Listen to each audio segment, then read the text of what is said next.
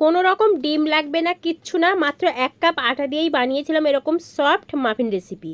তো 1 কাপ আটার সঙ্গে আমি এরকম 1/2 চামচ বেকিং পাউডার মিশিয়ে রেখেছি। তারপর 1 কাপ টক দইয়ের সঙ্গে 1/2 চামচের একটু কম বেকিং সোডা দিয়ে 10 মিনিট রেস্টে রেখেছিলাম।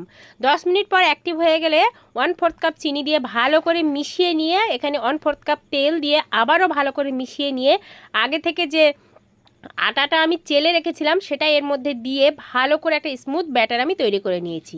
তারপর 10 টাকা দামের যে অরিও বিস্কুট, সেই অরিও বিস্কুটগুলো এরকম টুকরো করে ভেঙে দিয়ে আবারও খুব ভালো করে মিশিয়ে নিয়েছি। তারপর এরকম কেকের একটা মোল্ড নিয়েছি, একটু তেল ব্রাশ করে তার মধ্যে কেকের ব্যাটারটা দিয়ে দিলাম বা মাফিনের ব্যাটারটা দিয়ে দিলাম। তোমরা যে কোনো পাত্রে সেট করে নিতে পারো। তারপর আগে থেকে 5 মিনিট আমি ঢাকনা দিয়ে হিট করে নিয়েছিলাম। তারপর মাফিনের মোল্ড এইভাবে বসিয়ে দিয়ে একদম লো আছে 10 মিনিট বেক করে নিলেই তৈরি হয়ে যাবে এরকম স্পঞ্জি মাফিন রেসিপি। তো ফুল ভিডিওটা অলরেডি আমি আপলোড করে দিয়েছি, তোমরা চাইলে দেখে নিও। আর ডেসক্রিপশন বক্সে অথবা কমেন্ট বক্সে দিয়ে দেবো। আর এরকম অনেক কেকের রেসিপি বা সুন্দর সুন্দর স্ন্যাক্সের রেসিপি আমার পেজে আছে, চাইলে দেখে নিও।